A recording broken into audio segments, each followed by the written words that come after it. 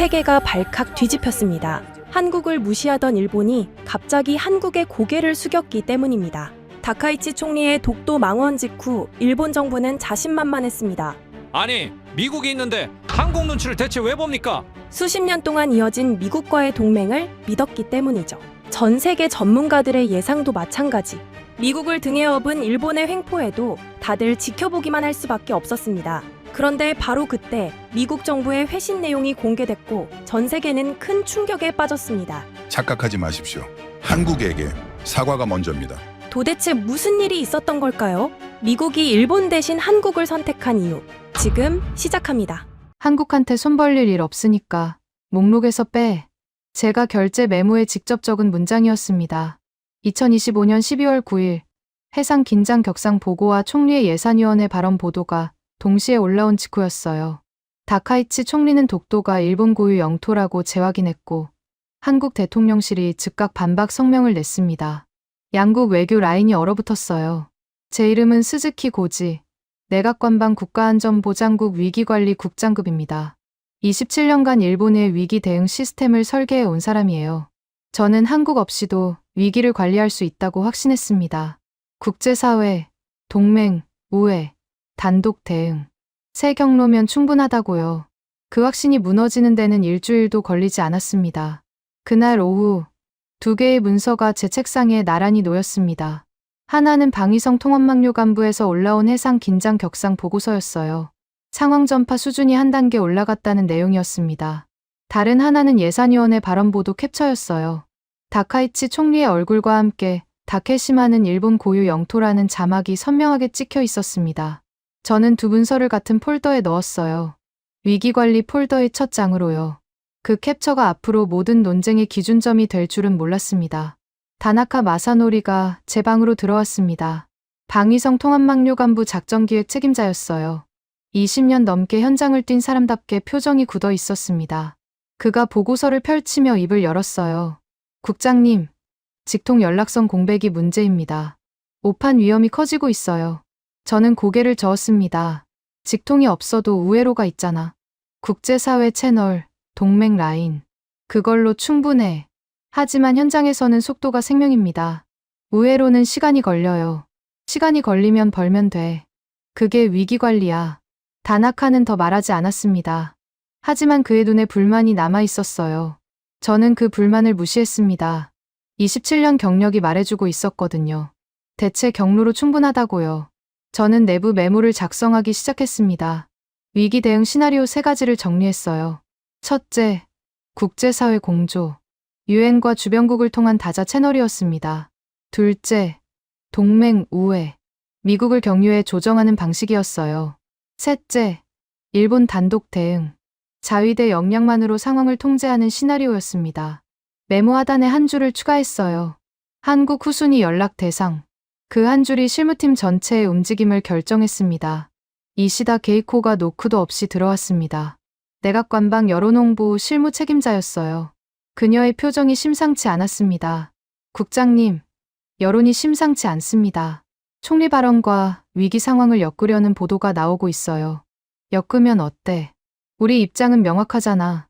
문제는 한국입니다. 한국을 먼저 찾는다는 인상이 퍼지면 국내에서 폭발해요. 굴욕이라고요. 저는 잠시 생각했습니다. 이시다의 말이 틀리지 않았어요. 국내 여론은 예민했습니다. 총리가 강경 발언을 한 직후에 한국과 손잡는 모양새가 되면 정권 지지율에 타격이 갈 수 있었어요. 한국 언급을 최소화해 후순위로 밀어놓으면 되니까. 아예 빼는 건 어떻습니까? 완전히 빼면 나중에 필요할 때 명분이 없어져. 후순위로만 해도. 이시다는 고개를 끄덕였습니다. 그녀가 나간 뒤 저는 다시 메모를 들여다봤어요. 한국 후순위. 그 문장이 묘하게 마음에 걸렸습니다. 하지만 금세 털어냈어요. 한국 따위 없어도 된다고 스스로에게 말했습니다. 다음 날 아침, 다나카가 다시 찾아왔습니다. 이번에는 문서 한 장을 들고 있었어요. 국장님, 상황 전파 기록입니다. 직통 공백 상태에서 오판이 발생할 확률을 계산했어요. 저는 문서를 받아들었습니다. 숫자들이 빼곡하게 적혀 있었어요. 직통 채널이 끊긴 상태에서 긴장이 고조되면 현장 지휘관들이 독자 판단을 내릴 가능성이 높아진다는 내용이었습니다. 오판 한 번이 전면 충돌로 번질 수 있다는 경고였어요. 이건 최악의 시나리오야. 현실에서 이렇게까지 가진 않아. 하지만 가능성은 있습니다. 그 가능성을 줄이려면 직통이 필요해요. 직통이 없으면 우회로로 줄이면 돼. 국제사회 채널이 작동하면 현장도 자제하게 되어 있어. 다나카는 입술을 깨물었습니다. 그의 불만이 점점 커지고 있었어요. 하지만 저는 밀어붙였습니다. 제 경험이 맞다고 확신했거든요. 저는 그의 보고서에 메모를 붙였습니다. 직통 공백 통제 가능한 리스크로 분류. 그리고 대체 경로를 먼저 돌리라는 지시를 추가했어요. 다나카는 묵묵히 문서를 가져갔습니다. 그의 뒷모습에서 패배감이 느껴졌어요. 저는 그걸 승리로 착각했습니다. 오후에 실무팀 회의가 열렸습니다. 방위성, 외무성, 내각관방 라인이 모두 모였어요. 저는 3가지 시나리오를 설명했습니다. 국제사회 공조, 동맹, 우회, 단독 대응. 순서대로 시도하되 한국은 마지막 옵션으로만 남겨두겠다고요. 한국을 완전히 배제하는 건 아닙니다. 다만 우선순위가 낮을 뿐이에요. 외무성 담당자가 손을 들었습니다. 한국 측에서 먼저 연락이 오면 어떻게 합니까? 받되 적극적으로 응하지 마. 형식적으로만 처리해. 그러면 한국 측이 불쾌해할 수 있습니다. 불쾌하면 어때? 우리가 먼저 손 내밀 이유가 없잖아. 회의실이 잠시 조용해졌습니다. 몇몇 실무자들의 표정이 불편해 보였어요. 하지만 아무도 반박하지 않았습니다. 제 직급이 그들을 침묵하게 만들었어요. 저는 그 침묵을 동의로 받아들였습니다. 회의가 끝난 뒤 저는 예산위원회 발언보도 캡처를 다시 꺼냈습니다. 다카이치 총리의 얼굴이 화면을 채우고 있었어요. 다케시마는 역사적으로도 국제법상으로도 일본 고유 영토. 그 문장이 선명했습니다. 저는 그 캡처를 결제 서류 첫 페이지로 붙였어요. 이게 우리의 기준이라고요. 한국에 먼저 손 내미는 일은 없을 거라고요. 저녁이 되어 이시다가 다시 찾아왔습니다.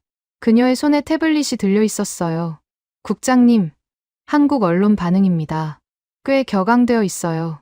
예상했던 거잖아. 그쪽이 떠들수록 우리 입장만 강해져. 문제는 국내입니다. 강경 발언이 위기 대응을 방해한다는 프레임이 만들어지고 있어요. 저는 태블릿을 받아 훑어봤습니다. 일부 언론에서 총리 발언의 타이밍을 문제 삼고 있었어요.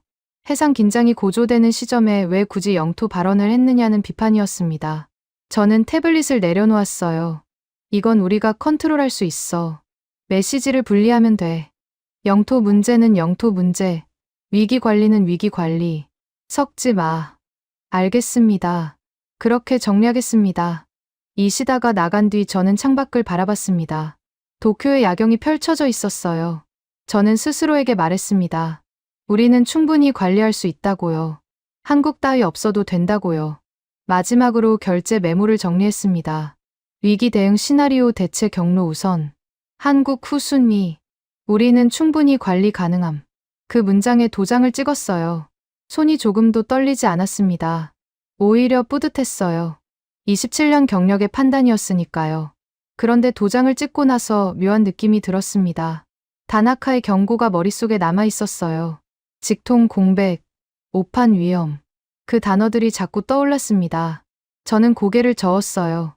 쓸데없는 걱정이라고요. 대체 경로로 충분하다고요. 하지만 그날 밤, 잠이 쉽게 오지 않았습니다. 결제 메모의 문장이 자꾸 눈앞에 어른거렸어요. 한국한테 손 벌릴 일 없으니까 목록에서 빼. 제가 직접 쓴 문장이었습니다. 그때는 확신에 차 있었어요. 그 확신이 얼마나 위험한 것인지 저는 아직 몰랐습니다. 이틀이 지났습니다. 제가 세운 대체 경로 3가지가 모두 작동하기 시작했어요. 국제사회 공조, 동맹, 우회, 단독 대응. 순서대로 돌아가고 있었습니다. 저는 상황실에서 보고를 기다렸어요. 곧 좋은 소식이 올 거라고 확신했습니다. 첫 번째 회신이 도착한 건 12월 10일 오전이었습니다. 외무성 동부가 담당 모리 마사아키가 문서를 들고 들어왔어요. 국제사회 채널을 통해 보낸 협조 요청에 대한 답변이었습니다. 저는 기대하며 문서를 펼쳤어요. 그런데 첫 줄부터 예상과 달랐습니다.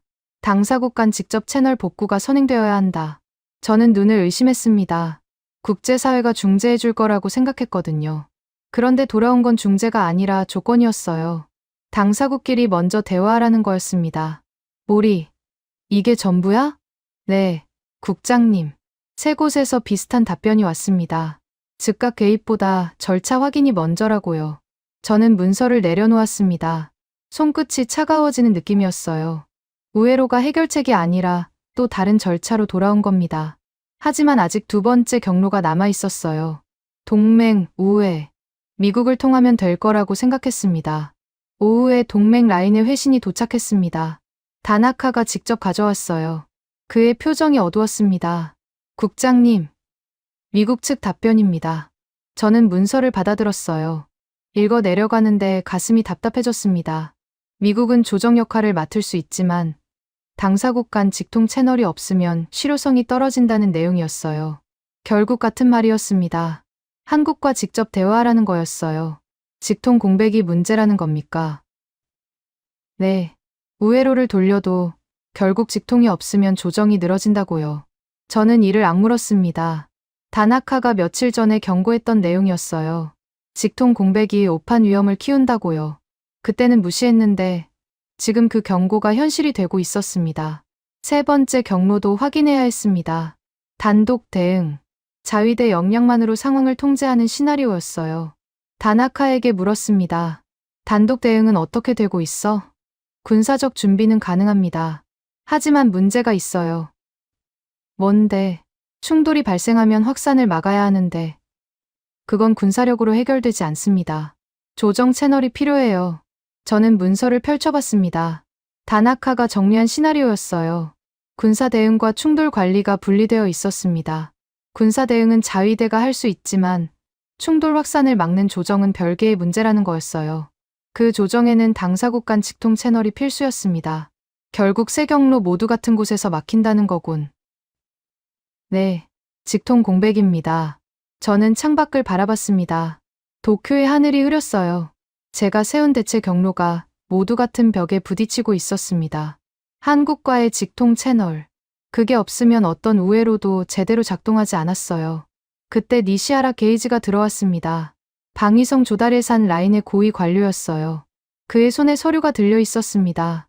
국장님, 외부 협의 관련 집행건입니다.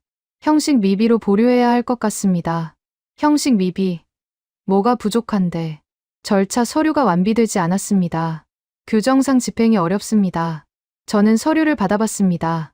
니시하라가 빨간 펜으로 표시한 부분이 여러 군데 있었어요. 사소한 형식 문제들이었습니다. 평소라면 넘어갈 수 있는 것들이었어요. 하지만 니시하라는 그걸 핑계로 집행을 늦추고 있었습니다. 이건 나중에 보완하면 되잖아. 지금은 급한 상황이야. 규정은 규정입니다. 국장님. 형식이 갖춰지지 않으면 책임 문제가 생깁니다. 저는 니시하라의 눈을 봤습니다. 그의 시선이 차가웠어요. 자기보호였습니다. 일이 잘못되면 책임지지 않겠다는 거였어요. 위기 상황에서 관료들이 흔히 보이는 태도였습니다. 저는 분노가 치밀어 올랐지만 참았어요. 알겠어. 형식은 빨리 갖출 테니까 준비해둬. 니시하라가 나간 뒤 저는 책상을 내려쳤습니다. 대체 경로는 막히고 내부에서는 지형 공작이 벌어지고 있었어요. 상황이 점점 나빠지고 있었습니다. 저녁이 되어 모리가 다시 찾아왔습니다. 그의 손에 종합 보고서가 들려 있었어요. 국장님, 새 경로 시나리오를 정리했습니다. 저는 보고서를 펼쳤습니다. 각 시나리오마다 같은 표시가 반복되어 있었어요. 연락선 공백 미해결, 국제사회 공조에도, 동맹 우회에도, 단독 대응에도, 한국이 빠진 모든 시나리오에 같은 표시가 붙어 있었습니다. 이게 뭐야? 한국 제외 시나리오의 공통 문제점입니다. 직통 채널이 없으면 어떤 경로도 완결되지 않아요. 저는 보고서를 한참 들여다봤습니다. 제가 세운 대체 경로가 모두 같은 곳에서 멈추고 있었어요. 한국과의 직통 채널. 그게 없으면 아무것도 작동하지 않았습니다. 국장님. 다나카의 목소리였습니다. 그가 조심스럽게 입을 열었어요. 한국을 후순위에서 올려야 할 것 같습니다. 저는 대답하지 않았습니다. 인정하기 싫었거든요. 이틀 전에 한국한테 손 벌릴 일 없다고 결재한 사람이 저였어요. 그 문장을 스스로 뒤집어야 했습니다. 국장님, 시간이 없습니다. 모리도 거들었어요. 저는 두 사람을 번갈아 봤습니다. 그들의 눈에 간절함이 있었어요. 저는 한숨을 내쉬었습니다. 알겠어. 메모 수정할게. 저는 결제 메모를 꺼냈습니다. 한국 후순위 연락 대상이라고 적힌 부분을 찾았어요. 펜을 들었습니다. 손이 떨렸어요. 그 문장 위에 줄을 긋고 새로운 문장을 적었습니다. 한국 필수 협의 대상. 그 한 줄을 고치는데 이틀이 걸렸습니다. 이틀 동안 대체 경무는 모두 벽에 부딪혔어요. 이틀 동안 제 확신은 산산조각이 났습니다. 한국 없이도 된다는 믿음이 완전히 무너졌어요. 메모를 고치고 나서 저는 예산위원회 발언보도 캡처를 다시 꺼냈습니다. 다카이치 총리의 얼굴이 화면을 채우고 있었어요. 다케시마는 일본 고유 영토. 그 문장은 변하지 않았습니다. 하지만 그 문장 아래에서 실무는 완전히 다른 방향으로 움직여야 했어요. 한국은 옵션이 아니었습니다. 전제였어요. 그걸 인정하는데 이틀이 걸렸고 대체 경로 3개가 모두 실패해야 했습니다. 저는 수정된 메모를 들고 다나카를 봤어요. 현장 확인이 필요해. 한국 측과 직접 절차를 맞춰봐야겠어. 다나카가 고개를 끄덕였습니다. 하지만 그의 표정에 안도는 없었어요. 오히려 긴장이 더해졌습니다. 한국을 전제로 세웠다고 해서 문제가 끝난 게 아니었거든요. 이제 그 전제가 실제로 작동하는지 확인해야 했습니다. 한국 측과의 첫 접촉은 12월 12일에 이루어졌습니다. 공식 외교 채널이 아니었어요. 실무 라인을 통한 비공식 접촉이었습니다. 저는 직접 나서지 않고 다나카를 통해 연락을 시도했어요. 체면 때문이었습니다. 이틀 전까지 한국을 후순위로 밀어놓았던 사람이 직접 손을 내미는 건 부담스러웠거든요. 다나카가 돌아온 건 저녁이었습니다. 그의 표정이 복잡했어요. 국장님, 한국 측 답변입니다. 뭐래? 비공식 접촉은 받지 않겠다고요. 공식 절차를 밟으라고 합니다. 저는 눈살을 찌푸렸습니다. 예상했던 것보다 단호한 반응이었어요. 한국 측이 우리의 급한 사정을 이용해 압박하는 거라고 생각했습니다. 절차라니. 지금 상황이 급한데 절차 타령이야? 그쪽 담당자가 그러더군요. 절차 없이는 어떤 논의도 불가능하다고요. 저는 책상을 손으로 내리쳤습니다. 분노가 치밀어 올랐어요. 한국이 일부러 우리를 곤란하게 만드는 것 같았습니다. 하지만 선택지가 없었어요. 대체 경로는 이미 막혔고 시간은 계속 흘러가고 있었습니다. 그 담당자가 누구야? 김영호라는 사람입니다. 연락 절차 쪽 자문역이라고 하더군요. 김영호. 그 이름을 처음 들었습니다. 어떤 사람인지 전혀 몰랐어요. 하지만 곧 알게 됐습니다. 그가 어떤 원칙으로 움직이는 사람인지요. 다음 날 저는 방위성으로 향했습니다. 상황 전파 기록을 직접 확인하기 위해서였어요. 스즈키 다스오라는 항공자위대 실무자가 저를 맞았습니다. 같은 성을 쓰지만 친척은 아니었어요. 그는 상황 전파와 경보 시스템을 담당하는 사람이었습니다. 국장님, 요청하신 기록입니다. 다스오가 두꺼운 파일을 건넸습니다. 지난 일주일간의 상황 전파 기록이었어요. 저는 파일을 펼쳐 하나씩 읽어 내려갔습니다. 해상 긴장이 어떻게 고조되었는지, 각 단계에서 어떤 판단이 내려졌는지 상세하게 적혀 있었어요. 여기 보시면요. 다스오가 한 페이지를 가리켰습니다. 위기 단계가 상향된 시점의 기록이었어요. 이 시점에서 직통 채널이 작동했다면 현장 판단이 달라졌을 겁니다. 하지만 공백 상태여서 현장 지휘관들이 독자적으로 움직였어요. 독자 판단이 문제였나? 아직 큰 문제는 없었습니다. 하지만 위험했어요. 한 발만 더 나갔으면 오판으로 이어질 수 있었습니다. 저는 기록을 한참 들여다봤습니다. 다스오의 말이 맞았어요. 직통 채널이 없는 상태에서 긴장이 고조되면 현장은 스스로 판단할 수밖에 없었습니다. 그 판단이 틀리면 충돌로 번지는 거였어요. 다나카가 며칠 전에 경고했던 내용이 기록으로 증명되고 있었습니다. 필요한 건 추가 무력 과시가 아닙니다. 다스오가 조심스럽게 말했어요. 오판을 막으려면 조정 통로가 있어야 합니다. 현장이 판단하기 전에 확인할 수 있는 채널이요. 저는 고개를 끄덕였습니다. 이제 확실히 알겠더군요. 위기관리의 핵심은 무력이 아니었어요. 연락이었습니다. 오판을 막는 통로. 그게 없으면 아무리 강한 군사력도 소용없었어요. 방위성에서 돌아온 뒤 저는 한국 측에 다시 연락을 시도했습니다. 이번에는 공식 절차를 밟겠다고 했어요. 다나카가 창구 역할을 맡았습니다. 그리고 다음 날 김영호라는 사람과의 통화가 성사됐어요. 저는 직접 전화를 받았습니다. 긴장되더군요. 상대가 어떤 태도로 나올지 몰랐거든요. 스즈키 국장님이시죠. 김영호의 목소리는 차분했습니다. 감정이 느껴지지 않았어요. 네. 김영호 씨. 상황이 급해서 연락드렸습니다. 비공식적으로라도 빨리 논의를 시작하고 싶은데요. 비공식은 어렵습니다. 단호한 거절이었어요. 저는 조급해졌습니다. 시간이 없습니다. 형식은 나중에 맞추면 되지 않습니까? 형식이 먼저입니다. 국장님. 왜요? 급한 상황인데. 급할수록 형식이 중요합니다. 형식 없이 움직이면 나중에 문제가 생겨요. 누가 뭘 약속했는지, 뭘 확인했는지 기록이 없으면 다 흐지부지 됩니다. 저는 할 말을 잃었습니다. 그의 논리가 틀리지 않았거든요. 비공식으로 빨리 처리하려다 나중에 책임 공방이 벌어지는 경우를 저도 여러 번 봤어요. 그러면 어떻게 하면 됩니까? 절차 서류를 보내주세요. 형식이 갖춰지면 논의할 수 있습니다. 어떤 서류가 필요한데요? 김영호가 목록을 읊었습니다. 공식 협의 요청서, 의제 개요, 참석자 명단, 권한 확인서. 하나하나가 번거로운 것들이었어요. 저는 속으로 짜증이 났습니다.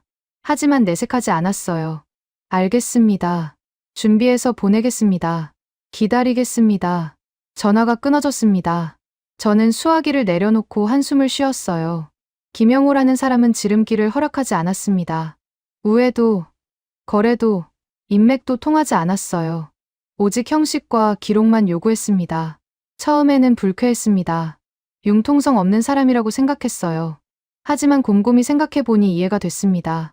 그가 요구한 서류들은 모두 2장에서 본 공백 표시와 연결되어 있었어요. 공식 요청서가 없으면 누가 요청했는지 불분명해집니다. 의제 개요가 없으면 뭘 논의하는지 모호해져요. 참석자 명단이 없으면 누가 결정권이 있는지 알 수 없습니다.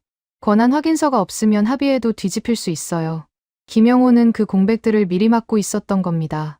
급하다고 지름길로 가면 나중에 더 큰 구멍이 생기니까요. 27년 넘게 그렇게 절차를 지켜왔다고 했습니다. 뇌물도 거절하고, 우회 요청도 거절하고, 오직 기록과 형식으로만 통로를 유지해왔다고요. 저는 2장에서 정리했던 시나리오 문서를 다시 꺼냈습니다. 연락선 공백 미해결이라고 표시된 항목들이 눈에 들어왔어요. 그 항목들을 하나씩 점검표로 바꾸기 시작했습니다. 공식 요청서 미비, 의제 개요 미비, 참석자 명단 미비, 권한 확인서 미비. 김영호가 요구한 서류와 정확히 일치했어요. 다나카가 들어왔습니다. 그도 점검표를 봤어요. 이걸 다 채워야 통로가 열린다는 겁니까? 그렇게 되겠지. 시간이 걸리겠는데요. 걸려도 해야 해. 지름길은 없어. 저는 점검표를 다나카에게 건넸습니다. 그가 표를 훑어보더니 고개를 끄덕였어요. 체면 문구는 어떻게 합니까? 내부 보고할 때요. 한국에 먼저 손 내민다는 인상을 주면 안 된다고 하셨잖습니까? 저는 잠시 생각했습니다. 체면. 그게 여전히 발목을 잡고 있었어요. 총리 발언 이후 한국과 손잡는 모양새가 되면 국내에서 반발이 나올 수 있었습니다.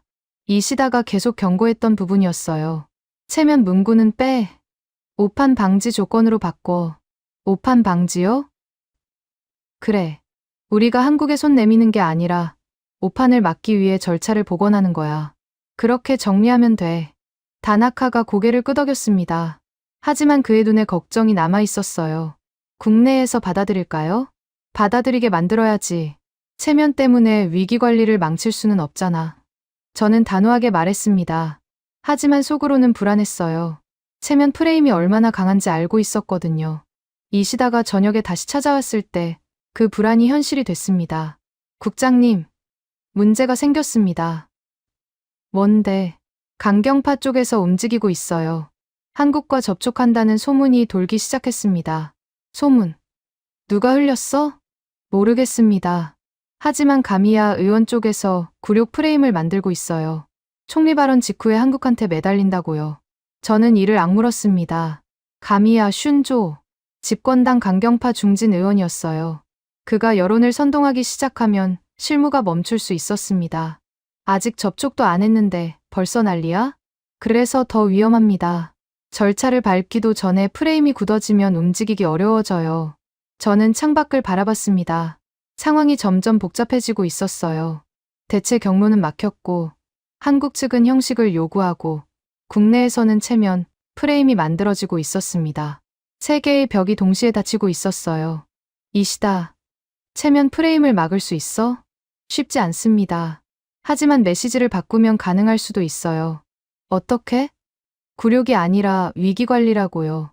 한국에 손 내미는 게 아니라 오판을 막는 절차라고 정리하면요. 다나카에게 했던 말과 같았습니다. 저는 고개를 끄덕였어요. 그렇게 해. 체면 문구 전부 빼고 오판 방지로 바꿔.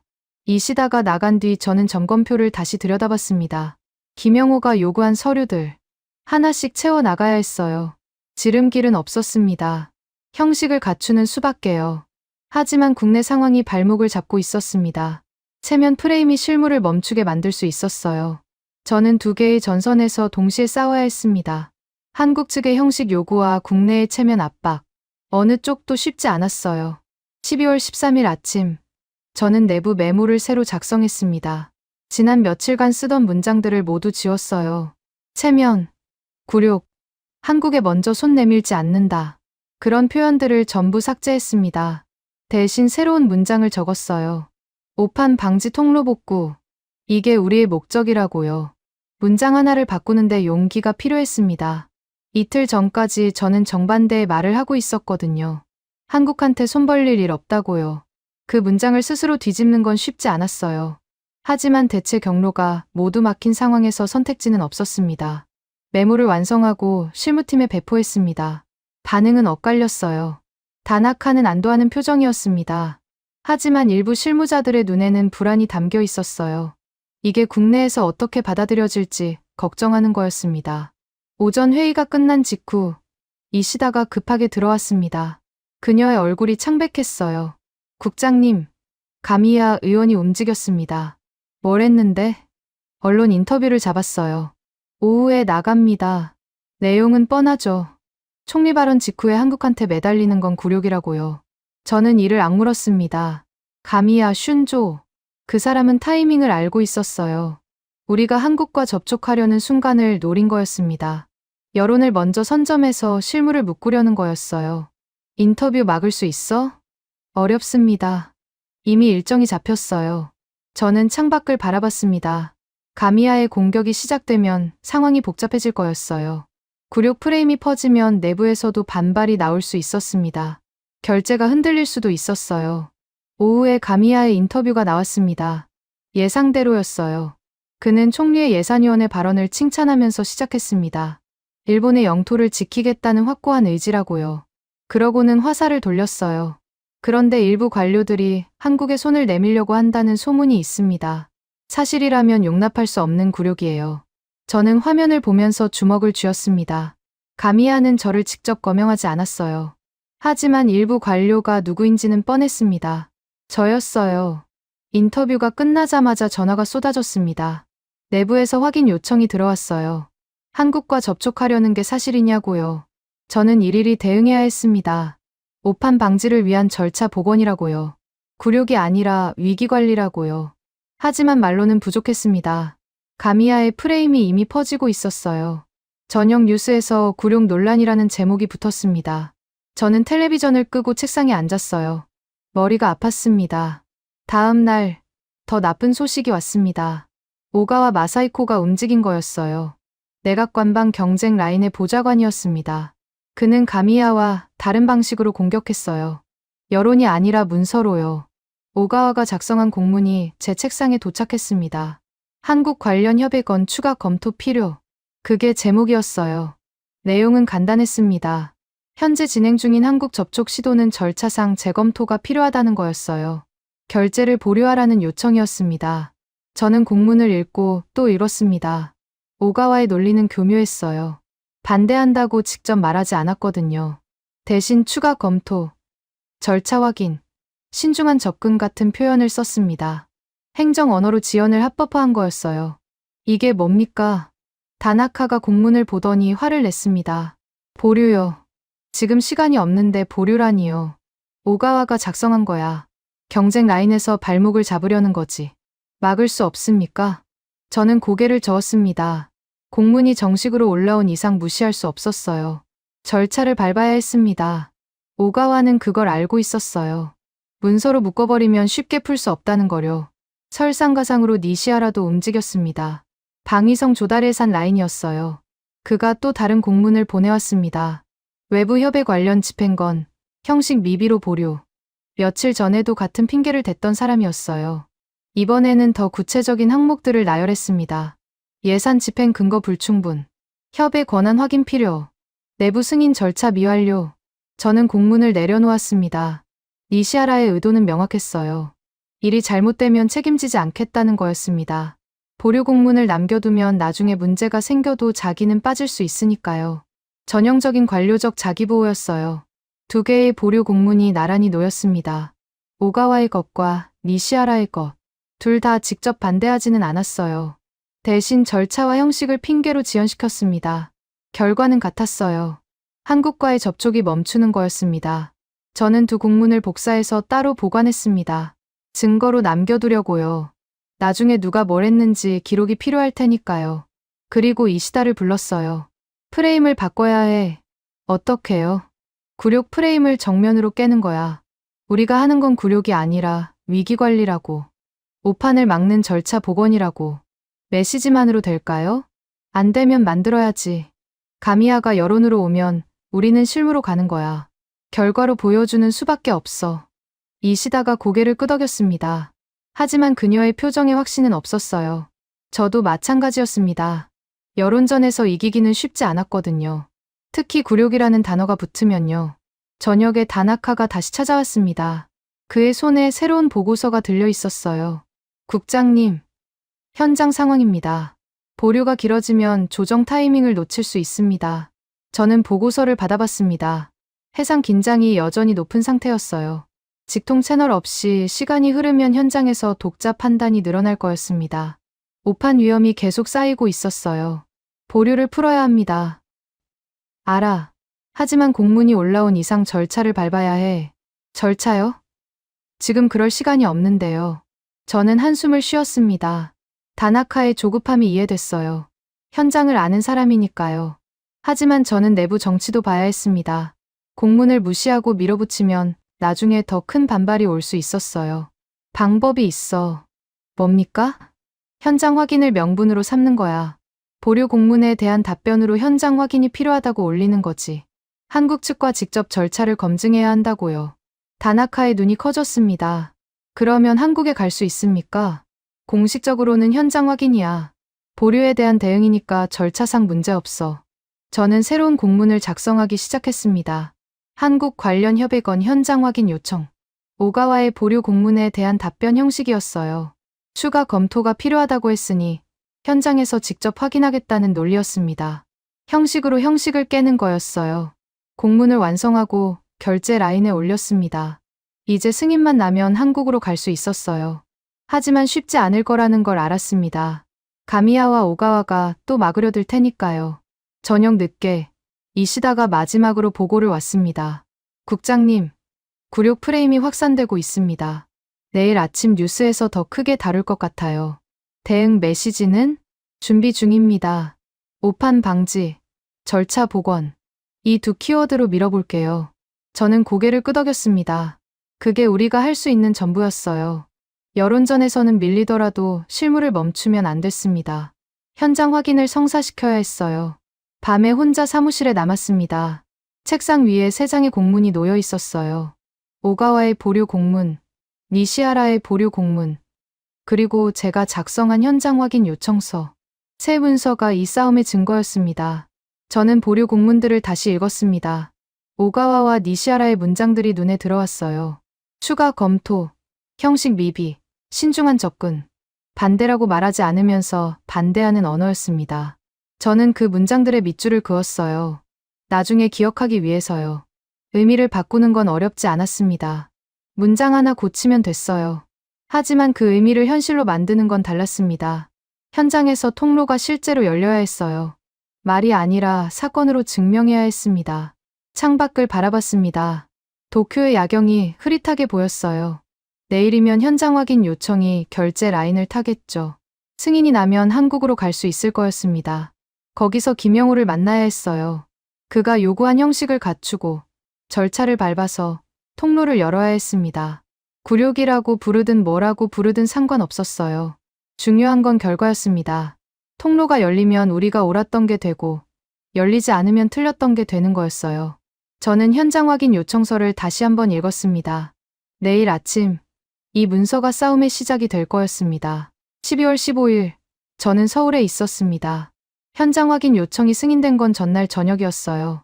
가미야와 오가와의 반발이 있었지만 밀어붙였습니다. 보류 공문에 대한 대응이라는 명분이 통했어요. 형식으로 형식을 깬 거였습니다. 다나카와 실무진 3명이 동행했습니다. 개인 외교가 아니라 절차 검증이라는 걸 분명히 하기 위해서였어요. 저 혼자 갔다면 또 굴욕 프레임이 붙었을 겁니다. 하지만 실무팀이 함께하면 달랐어요. 공식 업무였으니까요. 서울에 도착하자마자 긴장이 밀려왔습니다. 김영우와의 통화에서 느꼈던 그 단호함이 떠올랐어요. 형식이 먼저라고 했던 그 목소리요.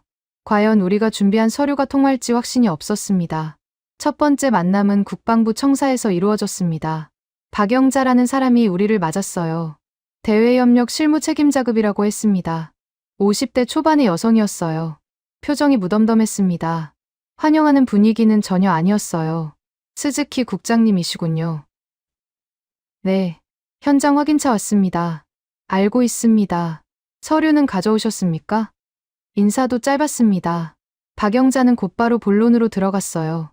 저는 다나카에게 눈짓했습니다. 그가 서류 가방에서 문서들을 꺼냈어요. 공식 협의 요청서, 의제 개요, 참석자 명단, 권한 확인서, 김영호가 요구했던 것들이었습니다. 박영자가 서류를 받아 하나씩 확인했습니다. 천천히, 꼼꼼하게요. 저는 그녀가 읽는 동안 땀이 났어요. 혹시 뭔가 빠진 게 있으면 어쩌나 싶었습니다. 한참 후에 박영자가 고개를 들었습니다. 기본 형식은 갖춰졌네요. 저는 안도의 한숨을 쉬었습니다. 하지만 박영자의 다음 말에 긴장이 다시 돌아왔어요. 하지만 이것만으로는 부족합니다. 뭐가 더 필요합니까? 박영자가 테이블 위에 종이 한 장을 올렸습니다. 체크리스트였어요. 항목이 20개가 넘었습니다. 저는 그 목록을 보고 당혹스러웠어요. 이게 다 뭡니까? 통로를 열기 위한 조건들입니다. 하나라도 빠지면 진행이 어렵습니다. 저는 체크리스트를 자세히 읽었습니다.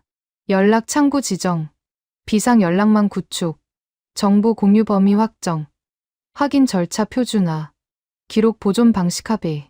항목 하나하나가 구체적이었어요. 감정이 끼어들 틈이 없었습니다. 오직 절차와 형식만 있었어요. 그런데 이상한 게 느껴졌습니다. 이 항목들이 어딘가 익숙했어요. 2장에서 봤던 연락선 공백 표시와 비슷했습니다. 저는 다나카를 봤어요. 그도 같은 생각인 것 같았습니다. 이 항목들, 우리 쪽 시나리오에 있던 공백 표시와 일치하네요. 다나카가 조용히 말했습니다. 저는 고개를 끄덕였어요.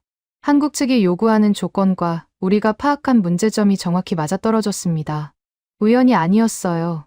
양쪽 다 같은 걸 보고 있었던 겁니다. 맞습니다. 박영자가 대답했습니다. 직통 채널이 왜 필요한지, 공백이 왜 위험한지 우리도 알고 있습니다. 그래서 이 체크리스트가 있는 거예요. 감정으로 풀 문제가 아니거든요. 저는 할 말이 없었습니다. 박영자의 논리가 완벽했어요. 우리가 급하다고 해서 절차를 생략할 수는 없었습니다. 절차를 생략하면 나중에 같은 문제가 반복될 테니까요. 시간이 얼마나 걸립니까? 항목을 하나씩 확인하면 오늘 안에 끝날 수도 있습니다. 협조만 잘 되면요.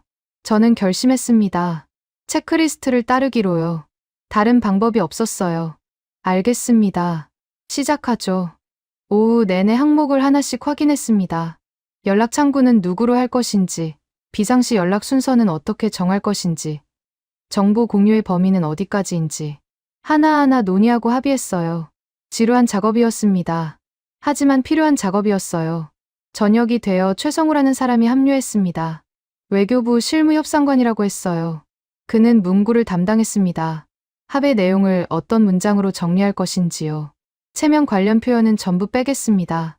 최성우가 단도직입적으로 말했어요. 체면이요? 네. 누가 먼저 손 내밀었느니, 누가 굴복했느니, 그런 표현은 넣지 않습니다. 대신 재발 방지 중심으로 정리합니다. 저는 놀랐습니다. 한국 측에서 먼저 체면 문제를 언급하다니요. 우리 쪽에서 신경 쓰던 부분이었거든요. 왜 그렇게 하십니까? 체면 문구가 들어가면 양쪽 다 국내 여론에 시달립니다. 그러면 다음에 또 같은 일이 생겨요. 차라리 처음부터 빼는 게 낫습니다. 최성호의 말이 맞았습니다. 체면 프레임을 없애면 96 논란도 사라지는 거였어요. 우리 쪽에서도 가미야가 공격할 명분이 줄어들 거였습니다. 좋습니다. 그렇게 하죠. 문구 작업이 시작됐습니다. 최성호가 초안을 작성하고 우리 쪽에서 검토하고 수정하고 다시 검토하고 문장 하나하나를 다듬었어요. 시간이 걸렸지만 필요한 과정이었습니다. 밤 10시가 넘어서 문구가 확정됐습니다. 양측은 오판 방지를 위한 직통 채널 복구에 합의한다. 연락 절차는 첨부된 체크리스트에 따른다. 본합의는 형식과 기록에 기반하며 정기적으로 점검한다. 간결했어요. 체면 관련 표현은 하나도 없었습니다. 마지막으로 통로 복구 확인 절차가 남았습니다. 박영자가 우리를 회의실로 안내했어요. 거기에 양측 실무진이 모두 모였습니다. 일본 측 4명, 한국 측 5명, 9명이 한 테이블에 앉았어요. 지금부터 통로 복구 확인을 진행합니다. 박영자가 선언했습니다. 그녀가 체크리스트를 펼쳤어요. 항목을 하나씩 읽으면서 양측의 확인을 받았습니다. 연락 창구 지정, 완료. 비상 연락망 구축, 완료. 정보 공유 범위 확정, 완료. 항목이 하나씩 체크될 때마다 긴장이 풀렸습니다. 우리가 오후 내내 작업한 결과물이 눈앞에서 확인되고 있었어요. 말이 아니라 절차로, 감정이 아니라 형식으로. 마지막 항목이 체크됐을 때 박영자가 문서에 서명했습니다. 저도 서명했어요. 다나카와 최성호도 서명했습니다. 동행한 실무진 전원이 같은 문서에 이름을 올렸어요. 통로 복구 확인 완료. 박영자가 선언했습니다. 회의실이 잠시 조용해졌어요. 박수는 없었습니다. 환호도 없었어요. 하지만 뭔가 무거운 게 내려놓아진 느낌이었습니다. 저는 서명된 문서를 받아들었습니다. 공식 기록이었어요. 누가 뭘 합의했는지, 누가 확인했는지 전부 적혀 있었습니다. 이 한 장이 우리가 가져갈 결정적 근거였어요. 회의실을 나오면서 김영호를 봤습니다. 그는 구석에 조용히 서 있었어요. 회의에 직접 참여하지는 않았지만 모든 과정을 지켜보고 있었던 것 같았습니다. 저는 그에게 다가갔어요. 김영호 씨, 국장님, 감사합니다. 형식을 갖추라고 해서 결국 이렇게 됐네요. 김영호가 고개를 저었습니다. 저한테 감사할 일 아닙니다. 절차를 따랐을 뿐이에요. 그 절차가 결국 통로를 열었잖습니까? 김영호가 잠시 침묵했습니다. 그러더니 조용히 말했어요. 27년입니다. 네. 이 일을 한 지 27년이에요. 그동안 지름길을 요구하는 사람들을 많이 봤습니다. 급하다고, 특별하다고, 예외로 해달라고요. 다 거절했습니다. 저는 아무 말도 하지 못했습니다. 27년. 그 긴 시간 동안 형식과 기록만으로 통로를 지켜온 사람이 눈앞에 있었어요. 지름길로 가면 빠릅니다. 하지만 다음에 또 문제가 생겨요. 절차를 밟으면 느립니다. 하지만 기록이 남습니다. 기록이 남으면 다음에 같은 문제가 생겨도 해결할 수 있어요. 김영호의 말이 머릿속에 박혔습니다. 절차가 느리다고 불평했던 제가 부끄러워졌어요. 그는 27년 동안 그 느린 길을 걸어왔던 겁니다. 그 27년이 오늘 작동한 거군요. 아닙니다. 오늘 작동한 건 절차입니다. 저는 그냥 절차를 지킨 것뿐이에요. 김영호는 그 말을 끝으로 돌아섰습니다. 칭찬을 받으려 하지 않았어요. 자기 이야기를 하려 하지도 않았습니다. 오직 절차와 기록만 남기고 떠났어요. 저는 서명된 문서를 다시 들여다봤습니다. 이 한 장이 모든 걸 바꿀 거였어요. 도쿄로 돌아가면 이걸 근거로 반격할 수 있었습니다. 가미야의 굴욕 프레임도, 오가와의 보류 공문도, 니시하라의 지연 전술도. 이 문서 앞에서는 힘을 잃을 거였어요. 하지만 한 가지 질문이 남았습니다. 통로를 한번 연 건 성공이었어요. 하지만 이게 끝이 아니었습니다. 한번 열었다고 끝나는 게 아니라 끊기지 않게 유지해야 했어요. 그러려면 기준이 필요했습니다. 오늘 합의한 내용을 일회성으로 끝내지 않을 기준이요. 새벽에 호텔로 돌아오면서 생각했습니다. 유지 기준을 만들어야 했어요. 내부 규정으로 박아놓아야 했습니다. 그래야 다음에 같은 일이 생겨도 처음부터 다시 시작하지 않아도 되니까요. 창밖으로 서울의 야경이 보였습니다. 내일이면 도쿄로 돌아가야 했어요. 거기서 또 다른 싸움이 기다리고 있었습니다. 도쿄로 돌아온 건 12월 16일 오전이었습니다. 비행기에서 한숨도 못 잤어요.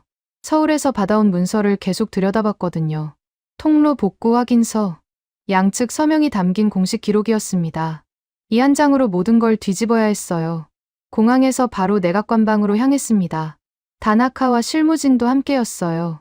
사무실에 도착하자마자 이시다가 뛰어왔습니다. 국장님, 상황이 안 좋습니다. 뭔데? 어제 가미야 의원이 또 인터뷰했어요. 한국에 굴복했다고요. 증거도 없이 먼저 손 내밀었다고요. 저는 서류 가방을 열었습니다. 통로 복구 확인서를 꺼내 이시다에게 보여줬어요. 증거 여기 있어. 이시다가 문서를 받아들었습니다. 그녀의 눈이 커졌어요. 이게 뭡니까? 공식 기록이야. 양측 서명까지 있어. 굴복이 아니라 절차 복원이라는 증거지. 이시다가 문서를 읽어 내려갔습니다. 체면 관련 표현이 하나도 없다는 걸 확인하더니 고개를 끄덕였어요. 이거면 프레임을 깰 수 있겠네요. 그래. 이걸로 밀어붙여. 굴욕이 아니라 오판 방지라고. 이시다가 문서 사본을 들고 나갔습니다. 여론 대응을 시작할 거였어요. 저는 책상에 앉아 다음 단계를 준비했습니다. 통로를 열었으니 이제 유지해야 했어요. 일회성으로 끝나면 안 됐습니다. 저는 유지 기준 초안을 작성하기 시작했습니다. 서울에서 합의한 체크리스트를 바탕으로 했어요.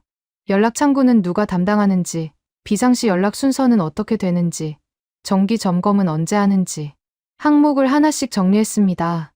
오후에 다나카가 들어왔습니다. 그의 손에 보고서가 들려 있었어요. 국장님, 현장 상황입니다. 통로 복구 이후 긴장이 조금 낮아졌습니다. 얼마나? 직접 수치로 말하기는 어렵지만 현장 지휘관들이 확인 채널이 생겼다는 걸 알고 있어요. 독자 판단의 압박이 줄었습니다. 저는 고개를 끄덕였습니다. 통로가 작동하고 있었어요.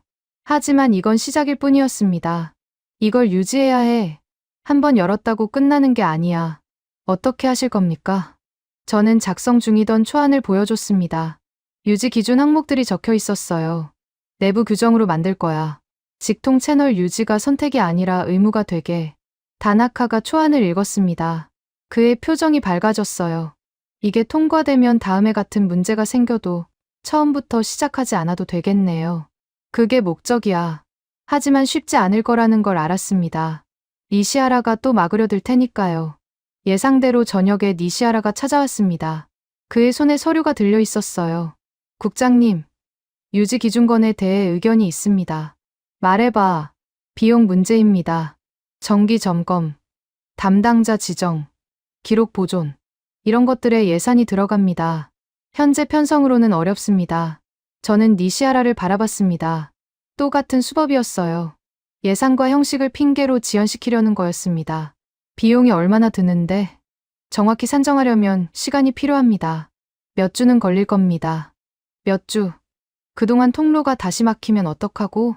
니시하라가 어깨를 으쓱했습니다. 그의 표정에 무관심이 담겨 있었어요. 자기 책임만 아니면 된다는 태도였습니다. 저는 서류 가방에서 통로 복구 확인서를 꺼냈습니다.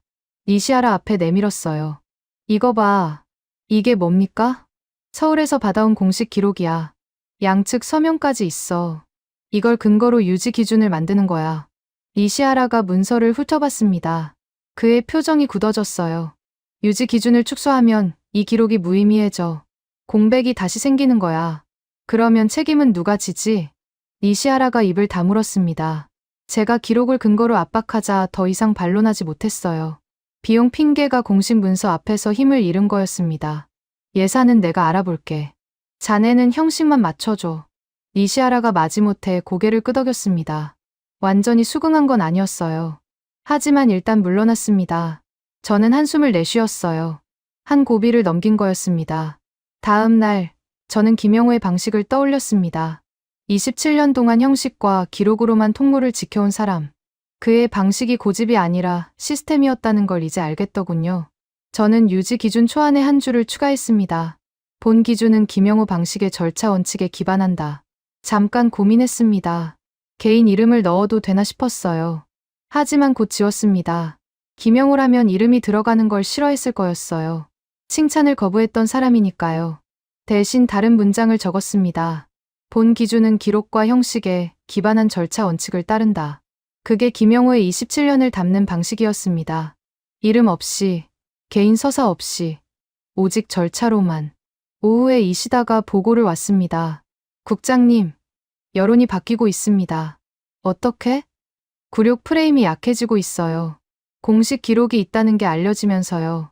가미야 의원 쪽도 톤을 낮추고 있습니다. 저는 고개를 끄덕였습니다. 기록의 힘이었어요. 감정으로 싸우면 감정 싸움이 되지만 기록으로 싸우면 사실 싸움이 됩니다. 사실 앞에서는 프레임이 힘을 잃어요. 브리핑 키워드를 바꿔. 어떻게요? 굴욕, 체면. 그런 단어 전부 빼. 대신 절차, 재발 방지로 밀어. 알겠습니다. 이시다가 나간 뒤 저는 유지 기준 초안을 마무리했습니다. 이제 내부 승인만 남았어요. 가장 중요한 건 워게임 문서에 반영하는 거였습니다.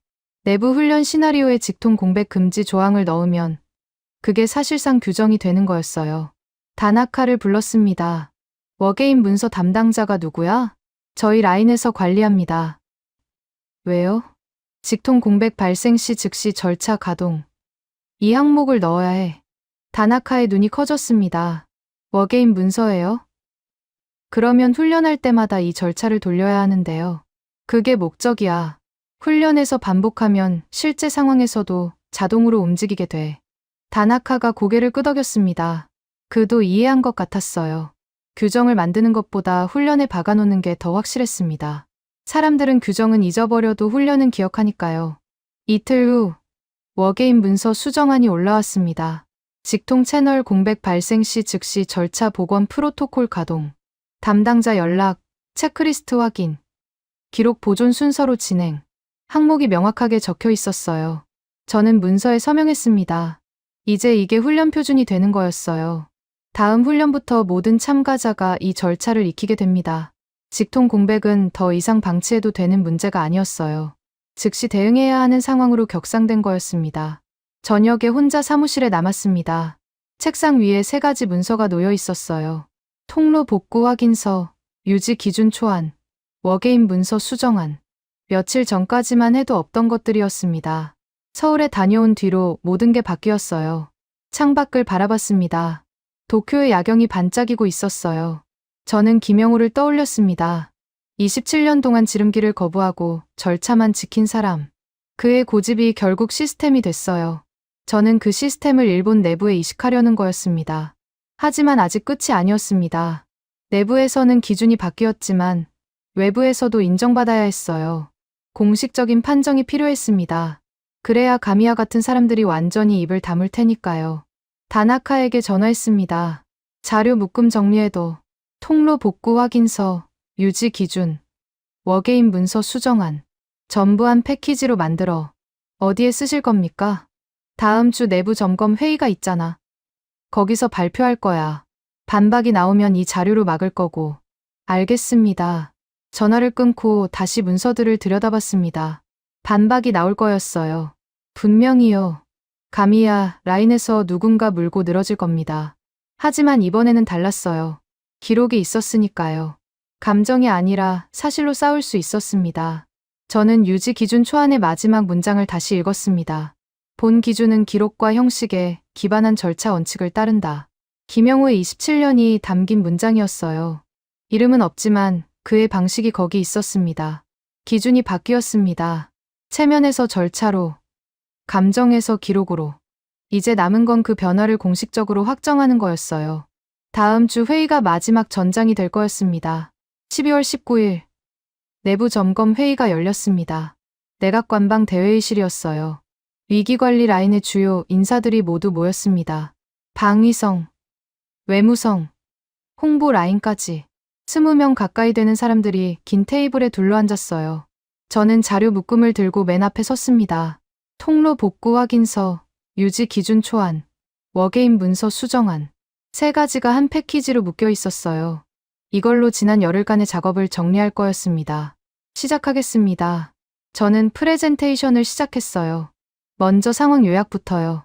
12월 9일 발언 보도 이후 해상 긴장이 고조됐고 대체 경로가 모두 막혔고 결국 한국과의 직통 채널 복구가 불가피했다는 흐름이었습니다. 열흘 전만 해도 저는 한국 없이도 된다고 확신했습니다. 회의실이 조용해졌어요. 제가 스스로 실수를 인정하는 게 의외였던 것 같았습니다. 그 확신은 틀렸습니다. 대체 경로 3개가 모두 같은 곳에서 막혔어요. 직통 공백이었습니다. 저는 서울에서 받아온 통로 복구 확인서를 화면에 띄웠습니다. 양측 서명이 선명하게 보였어요. 이게 결과입니다. 공식 기록이에요. 굴복이 아니라 절차 복원입니다. 체면 관련 표현은 하나도 없습니다. 참석자들이 화면을 들여다봤습니다. 몇몇은 고개를 끄덕였어요. 하지만 모두가 수긍하는 건 아니었습니다. 구석에 앉은 한 사람의 표정이 굳어 있었어요. 하야시 노부오. 방송 패널 출신의 논객이었습니다. 가미야, 나인과 가까운 사람이었어요. 저는 발표를 계속했습니다. 유지 기준 초안을 설명하고 워게임 문서 수정안을 보여줬어요. 직통 공백이 발생하면 즉시 절차를 가동한다는 내용이었습니다. 이 기준이 통과되면 다음에 같은 문제가 생겨도 처음부터 시작하지 않아도 됩니다. 훈련에서 반복하면 실제 상황에서도 자동으로 움직이게 됩니다. 발표가 끝났습니다. 저는 회의실을 둘러봤어요. 질문 있으십니까? 잠시 침묵이 흘렀습니다. 그때 하야시가 손을 들었어요. 스즈키 국장님. 그의 목소리가 날카로웠습니다. 저는 긴장했어요. 공격이 올 거라는 걸 알았거든요. 네. 하야시 씨. 좋은 발표였습니다.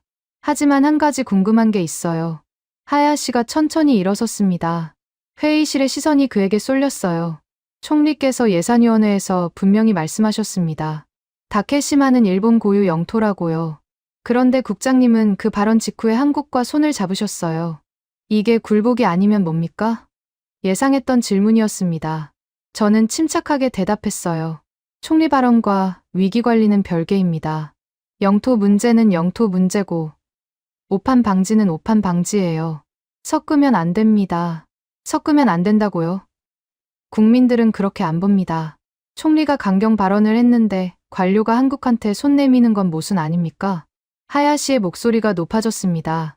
그는 여론을 등에 업고 밀어붙이려는 거였어요. 굴욕 프레임을 다시 살리려는 거였습니다. 저는 자료 묶음을 들어 올렸습니다. 하야시 씨, 이 문서 보셨습니까? 봤습니다. 그러면 체면 관련 표현이 어디 있는지 찾아보시죠. 굴복, 양보, 사과, 그런 단어가 어디 있습니까? 하야시가 잠시 멈칫했습니다. 저는 그 틈을 놓치지 않았어요. 없습니다. 이 문서는 철저하게 절차 중심이에요. 연락 창구 지정, 비상 연락망 구축, 정보 공유 범위 확정, 전부 기술적인 내용입니다. 감정이 들어갈 자리가 없어요. 회의실이 다시 조용해졌습니다. 하야시가 반박하려 했지만 말문이 막힌 것 같았어요.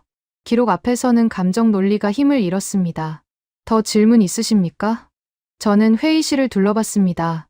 아무도 손을 들지 않았어요. 하야시도 입을 다물었습니다. 침묵이 이어졌어요.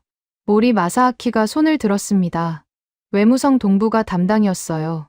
국장님, 질문이 아니라 보고입니다. 말씀하세요. 대회 메시지를 정리했습니다. 핵심 키워드는 절차와 재발 방지입니다. 체면 관련 표현은 전부 뺐어요. 모리가 문서를 나눠줬습니다. 대회 설명 자료였어요. 저는 훑어봤습니다. 깔끔했어요. 굴욕이니 양보니 하는 단어는 하나도 없었습니다. 오직 절차와 기록만 있었어요. 좋습니다. 이걸로 가죠. 저는 고개를 끄덕였습니다. 이제 내부 메시지와 대외 메시지가 같은 방향을 향하게 됐어요. 체면에서 절차로, 감정에서 기록으로. 회의가 끝나갈 무렵, 저는 마지막 질문을 던졌습니다. 이 자료에 대해 추가로 필요한 게 있으십니까? 더 검토해야 할 부분이 있으면 말씀해 주세요. 회의실이 조용했습니다. 아무도 말하지 않았어요. 하야시도, 가미야, 라인의 다른 사람들도. 침묵이 길어졌습니다. 그 침묵이 판정이었습니다. 반박이 멈춘 거였어요. 추가 자료 요구가 없다는 건 더 이상 공격할 명분이 없다는 뜻이었습니다. 저는 속으로 안도했어요. 그러면 이 안건은 통과된 걸로 하겠습니다. 회의가 끝났습니다. 참석자들이 하나둘 자리에서 일어났어요. 저는 자료를 정리하며 회의실에 남았습니다. 다나카가 다가왔어요. 축하합니다, 국장님. 뭘 축하해. 아직 끝난 거 아니야. 하지만 반박이 멈추지 않았습니까? 하야시도 더 이상 말 못했어요. 저는 고개를 저었습니다. 축하받을 일이 아니었어요. 그냥 당연한 걸 한 것뿐이었습니다. 회의실을 나오면서 이시다를 만났습니다. 그녀가 태블릿을 들고 있었어요. 국장님, 언론 반응입니다. 어때? 굴욕 프레임이 거의 사라졌어요. 대신 절차 복원이라는 표현이 늘고 있습니다. 저는 태블릿을 받아봤습니다. 몇몇 기사들이 떠 있었어요. 예산위원회 발언 이후의 외교 파장을 다룬 내용이었습니다. 독도 주장 재확인과 한국의 정면 반박이 나란히 적혀 있었어요. 하지만 굴욕이라는 단어는 보이지 않았습니다. 잘 됐네. 공식 기록이 퍼지면서 프레임이 바뀐 것 같아요. 감정 싸움에서 사실 싸움으로요. 저는 고개를 끄덕였습니다. 김영호가 말했던 거였어요. 기록이 남으면 다음에 같은 문제가 생겨도 해결할 수 있다고요. 그 말이 맞았습니다. 기록이 프레임을 바꿨어요. 사무실로 돌아와 책상에 앉았습니다. 예산위원회 발언보도 캡처를 다시 꺼냈어요. 12월 9일, 모든 게 시작된 날이었습니다. 다카이치 총리의 얼굴과 함께 다케시마는 일본 고유 영토라는 자막이 찍혀 있었어요. 그 캡처를 처음 봤을 때는 자신감에 차 있었습니다. 한국 없이도 된다고 확신했거든요. 하지만 지금은 달랐어요. 같은 캡처가 다른 의미로 보였습니다. 이게 시작점이었다고요. 제 오만이 무너지기 시작한 지점이었다고요. 저는 보고서 결론을 작성하기 시작했습니다. 지난 열흘간의 경과를 정리하는 문서였어요. 마지막 문장을 고민했습니다. 한국을 칭찬하는 내용은 넣지 않기로 했어요. 그건 우리 스타일이 아니었거든요. 대신 다른 문장을 적었습니다. 결론 통로 복구는 절차에 의해 완료됨. 체면 논쟁은 발생하지 않음. 향후 유지 기준에 따라 정기 점검 예정. 담담한 문장이었습니다. 승리를 자랑하지도 패배를 인정하지도 않았어요. 그냥 사실만 적었습니다. 절차가 작동했다는 사실. 그게 전부였어요. 하지만 그 문장 뒤에는 다른 사실이 숨어 있었습니다. 한국 없이는 통로가 열리지 않았다는 사실. 김영호의 27년이 없었다면 절차가 작동하지 않았다는 사실. 저는 그걸 직접 적지 않았어요. 하지만 알고 있었습니다. 저녁이 되어 다나카가 마지막 보고를 왔습니다. 국장님, 현장 상황입니다. 통로 복구 이후 긴장이 계속 낮아지고 있어요. 현장 지휘관들 사이에서 확인 채널이 있다는 인식이 퍼졌습니다. 좋아. 그리고 하나 더요. 뭔데? 가미야, 의원 측에서 움직임이 없습니다. 오늘 회의 이후로 조용해졌어요. 저는 고개를 끄덕였습니다. 반박이 멈춘 거였어요. 기록 앞에서 감정 논리가 힘을 잃은 겁니다. 하야시도, 가미야도, 오가와도 모두 침묵했어요. 창밖을 바라봤습니다. 도쿄의 야경이 반짝이고 있었어요. 열흘 전과 같은 풍경이었습니다. 하지만 제 안에서는 많은 게 바뀌어 있었어요. 저는 예산위원회 발언 캡처를 다시 들여다봤습니다. 그걸 처음 봤을 때의 확신이 떠올랐어요. 한국 없이도 된다는 확신. 그 확신은 완전히 사라졌습니다. 남은 건 승패가 아니었어요. 기준 변화였습니다. 체면에서 절차로, 감정에서 기록으로. 그게 이 열흘의 결과였어요. 저는 캡처를 서류맨 뒤에 넣었습니다. 처음에는 맨 앞에 붙였던 거였어요. 지금은 맨 뒤로 갔습니다. 출발점에서 종착점으로요. 하지만 완전히 끝난 건 아니었습니다. 이 변화를 확정해야 했어요. 기준이 바뀌었다는 걸 기록으로 남겨야 했습니다. 그래야 다음에 같은 일이 생겨도 처음부터 시작하지 않아도 되니까요. 열흘이 지났습니다. 12월 23일, 저는 사무실에서 서류를 정리하고 있었어요. 연말이 다가오고 있었습니다. 위기관리 라인도 조금씩 평상 모드로 돌아가고 있었어요. 책상 서랍을 열었습니다. 맨 안쪽에 낡은 서류 봉투가 있었어요. 꺼내서 열어봤습니다. 12월 9일자 예산위원회 발언보도 캡처가 나왔어요. 다카이치 총리의 얼굴과 함께 다케시마는 일본 고유 영토라는 자막이 선명하게 찍혀 있었습니다. 이 캡처를 처음 봤을 때가 떠올랐어요. 그날 저는 이걸 위기관리 폴더의 첫 장으로 붙였습니다. 그리고 결제 메모에 적었어요. 한국한테 손 벌릴 일 없으니까 목록에서 빼. 그 문장이 모든 것의 시작이었습니다. 서랍을 더 뒤졌습니다. 그날 작성했던 결제 메모가 나왔어요. 제 글씨로 적힌 문장들이 보였습니다. 대체 경로 우선. 한국 후순위. 우리는 충분히 관리 가능함. 오만함이 그대로 담겨 있었어요. 저는 그 메모를 한참 들여다봤습니다. 27년 경력의 판단이라고 자부했던 문장들이었어요. 하지만 전부 틀렸습니다. 대체 경로는 모두 막혔고, 한국은 후순위가 아니라 전제였고, 우리는 충분히 관리할 수 없었어요. 펜을 들었습니다. 메모 위에 큰 X자를 그었어요. 그리고 옆에 새로운 문장을 적었습니다. 폐기, 판단 오류. 짧은 문장이었지만 쓰는데 시간이 걸렸어요. 스스로의 실수를 인정하는 건 쉽지 않았거든요. 메모를 파쇄기에 넣었습니다. 기계가 돌아가는 소리가 들렸어요. 종이가 잘게 잘려 나왔습니다. 한국에 대한 사과가 아니었어요. 위기관리 기준의 수정이었습니다. 그 차이가 중요했어요. 오후에 이시다가 최종 보고를 왔습니다. 그녀의 손에 브리핑 자료가 들려 있었어요. 국장님, 대회 설명 최종본입니다. 저는 자료를 받아봤습니다. 키워드가 눈에 들어왔어요. 절차 복원, 재발 방지, 정기 점검, 굴욕이나 체면 같은 단어는 하나도 없었습니다. 잘 정리했네. 감사합니다. 이걸로 연말까지 가면 될 것 같아요. 이시다가 나간 뒤 저는 브리핑 자료를 다시 읽었습니다. 언어가 바뀌어 있었어요. 열흘 전만 해도 굴욕이니 체면이니 하는 단어들이 난무했습니다. 지금은 절차와 기록만 남았어요. 조직의 언어가 바뀐 거였습니다. 저녁이 되어 김영호에게 연락을 했습니다. 감사 인사를 하고 싶었거든요. 하지만 그는 역시나 담담했어요. 스즈키 국장님, 연락 주셨군요. 네, 그동안 감사했습니다. 덕분에 일이 잘 마무리됐어요. 저한테 감사할 일 아닙니다. 절차를 따랐을 뿐이에요. 또 같은 말이었습니다. 칭찬을 받으려 하지 않았어요. 개인 서사를 내세우지 않았습니다. 그래도 27년이지 않습니까? 그 시간 동안 절차를 지켜온 게 결국 이번에 작동한 거예요. 전화기 너머로 잠시 침묵이 흘렀습니다. 김영호가 천천히 말했어요. 국장님, 저는 기록만 남기면 됩니다. 이름은 필요 없어요. 왜요? 이름을 남기면 사람이 떠난 뒤에 흔들립니다. 기록을 남기면 시스템이 돼요. 저는 시스템을 원합니다. 저는 할 말을 잃었습니다. 그의 논리가 완벽했어요. 27년 동안 그는 자기 이름을 내세우지 않고 절차만 지켜왔습니다. 그래서 그 절차가 개인에게 의존하지 않는 시스템이 된 거였어요. 알겠습니다. 그렇게 하죠. 전화를 끊고 나서 저는 유지 기준 문서를 다시 꺼냈습니다. 김영호의 이름은 어디에도 없었어요. 하지만 그의 27년이 모든 문장에 담겨 있었습니다. 이름 없이 시스템으로 남은 거였어요. 밤에 혼자 사무실에 남았습니다. 책상 위에 2가지 문서가 놓여 있었어요. 하나는 파쇄된 결제 메모의 잔해였습니다. 한국한테 손 벌릴 일 없다고 적었던 그 문장의 흔적이었어요. 다른 하나는 새로운 유지 기준 문서였습니다. 직통 공백 금지, 절차 가동, 기록 보존이 적혀 있었어요.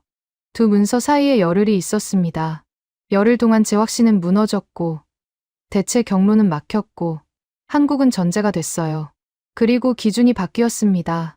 체면에서 절차로, 감정에서 기록으로. 창밖을 바라봤습니다. 도쿄의 야경이 반짝이고 있었어요. 열흘 전과 같은 풍경이었습니다. 하지만 제 안에서는 모든 게 달라져 있었어요. 저는 예산위원회 발언 캡처를 마지막으로 한 번 더 봤습니다. 이 캡처가 시작이었어요. 제 오만의 시작이자 제 오만이 무너지는 시작이었습니다. 저는 캡처를 서류 맨 뒤에 넣었어요. 출발점이 종착점이 된 거였습니다. 남은 건 승패가 아니었어요. 누가 이기고 누가 졌는지는 중요하지 않았습니다. 중요한 건 기준이 바뀌었다는 거였어요. 다음에 같은 상황이 오면 처음부터 시작하지 않아도 됩니다. 절차가 있으니까요. 기록이 있으니까요. 한국과의 관계도 마찬가지였어요. 칭찬하지 않았습니다. 감사하다고 공식적으로 말하지도 않았어요. 하지만 기준이 바뀌었습니다. 한국은 더 이상 후순위 옵션이 아니었어요. 직통 채널은 선택이 아니라 의무가 됐습니다. 저는 유지 기준 문서에 마지막 서명을 했습니다. 제 이름과 날짜가 적혔어요. 2025년 12월 23일. 이 문서가 앞으로의 기준이 될 거였습니다. 사무실 불을 끄고 나왔습니다. 복도가 어두웠어요. 발걸음 소리만 울렸습니다. 저는 걸으면서 생각했어요. 상처는 남았습니다. 열흘간의 혼란과 갈등과 오판의 흔적이요. 하지만 상처 위에 기준이 세워졌어요. 그게 이 열흘의 결과였습니다. 엘리베이터를 기다리면서 김영호의 말이 떠올랐습니다. 이름을 남기면 사람이 떠난 뒤에 흔들린다고요. 기록을 남기면 시스템이 된다고요. 저는 고개를 끄덕였어요. 그가 옳았습니다. 27년 동안 옳았던 거였어요. 엘리베이터 문이 열렸습니다. 저는 안으로 들어갔어요. 버튼을 누르면서 마지막으로 생각했습니다. 관계는 칭찬으로 바뀌지 않는다고요. 기준으로 바뀌는 거라고요. 그게 제가 열흘 동안 배운 전부였습니다. 한국을 응원하신다면, 한국 최고, 한국은 아직 멀었다면, 한국 분발, 여러분들의 소중한 의견을 댓글로 적어주시면 감사드리겠습니다. 영상이 재밌으셨다면 구독과 좋아요 한 번씩 부탁드리겠습니다. 지금까지 감동유나였습니다.